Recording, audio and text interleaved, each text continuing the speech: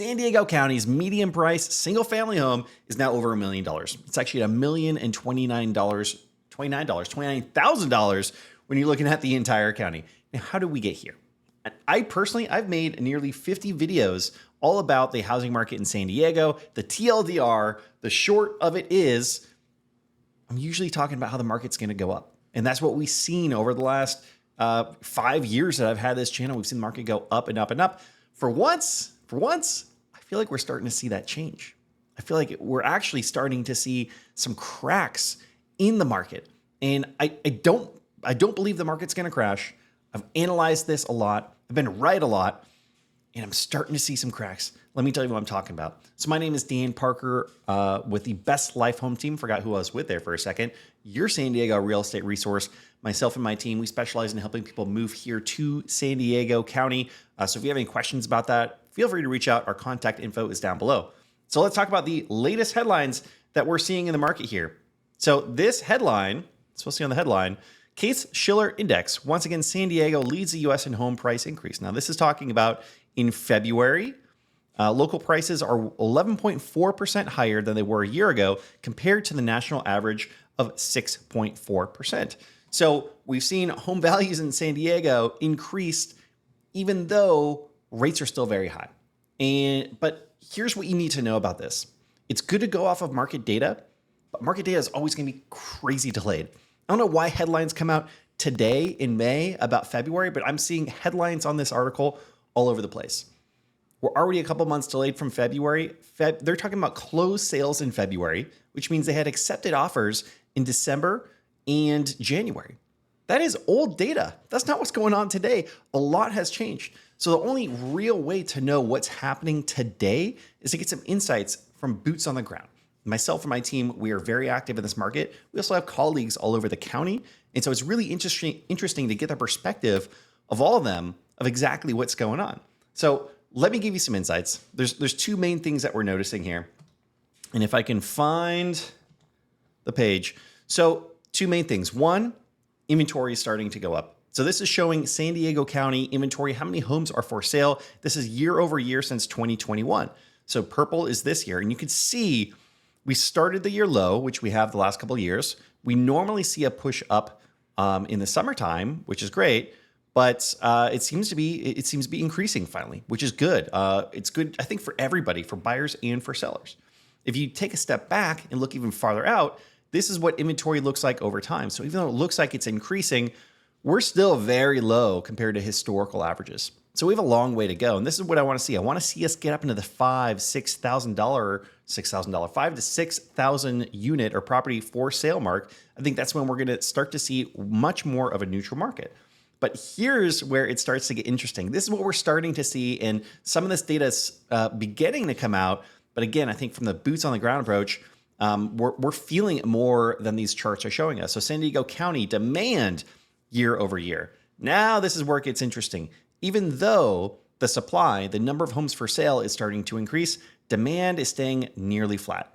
And so what the theory is from a lot of experts in this market is that demand can only go so low. Basically, it can basically only go so low. There will always be a certain number of people that essentially need to buy in this market. Now, if homes were $10 million overnight, of course, that doesn't hold true. But when the market shifts in a 10% range, when rates go up to 7%, there's still a lot of people that can afford those homes, especially when they're coming from other major metropolitan areas like the Bay Area, from Washington, D.C., from New York. We get people from all these major metros coming to San Diego, or people in San Diego selling their house to buy another house. And there's affordability because they're bringing equity from another sale. Or maybe they're bringing money from the sale of a business, or there's so many different ways that people can afford homes. So we're always going to have this certain level of demand.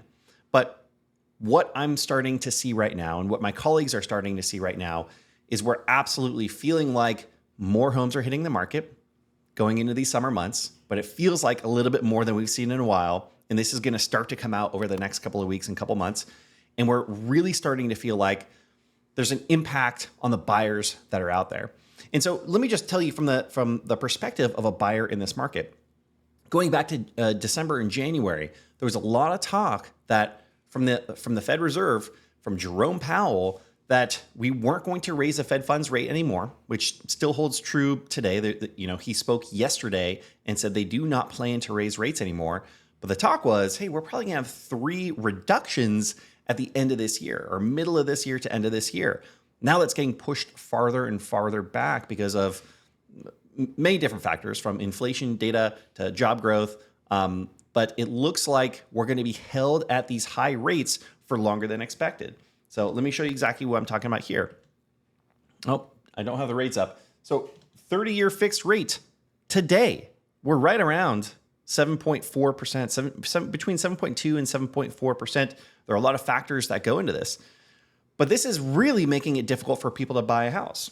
If you go back to this other example here, monthly payment breakdown.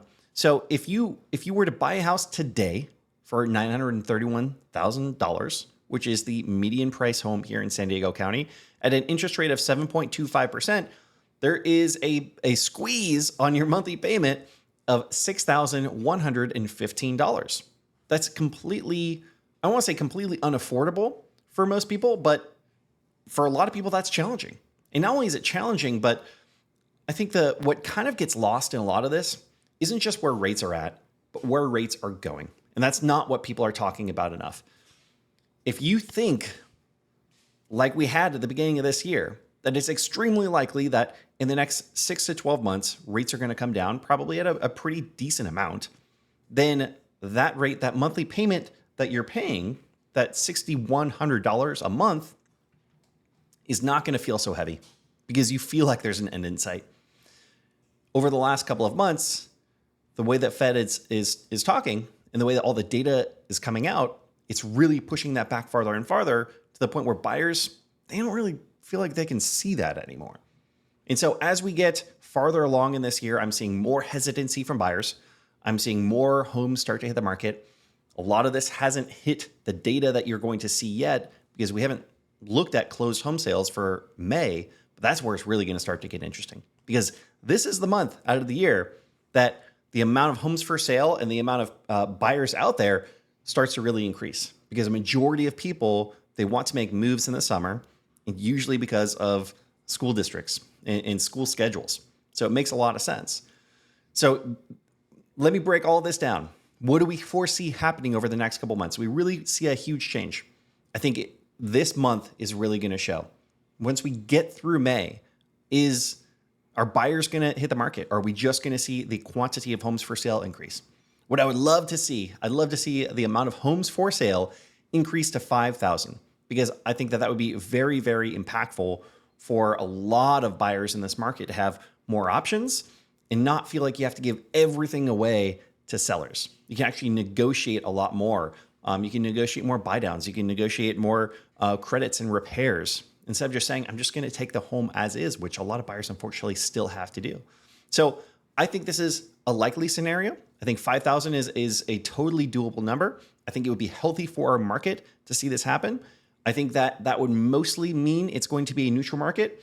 And then once we get to the point where rates come down, because we're still expecting them to come down, let's see if rates came down to 5.25, that'd be a 2% drop, which not going to happen by the end of this year, maybe not even by the end of next year. But once we start to see them come down and people can start to see that mortgage payment go from $6,100 a month to $5,100 a month, the market's probably going to start to heat back up again. So we only have this limited window of actually seeing some improvement for buyers out there, which I really hope that we see. So fingers crossed for all you buyers out there that is going to be very impactful for you. I'd love to know what you think. Do you think we're starting to see a shift, that we're going to see a shift this summer? Do you think it's time? So many people have been calling for this for so long, but they haven't actually been calling for it with having data backing it up. And so it's going to be really interesting to see. Let's see those quantity of homes increase. I'd love to hear what you think. And if you want to know what all of this means for you and how this impacts you and your family, I have conversations with people every single day about this, so feel free to reach out. I'd be happy to walk you through this. If you're considering whether you want to buy right now, whether you want to sell right now, we're very truthful and honest with all of our clients and all the people that we talk to. We want the best for everybody. I just had a conversation with someone wanting to sell his house earlier this week, and between the capital gains that he was going to have to pay, capital gains taxes he's going to have to pay on that property, and then how expensive it's going to be to buy that next property, it just didn't make sense. So we're happy to tell you yes or no, it does or does not make sense. Feel free to reach out. My info is down below. Appreciate you all so much. Have a good one.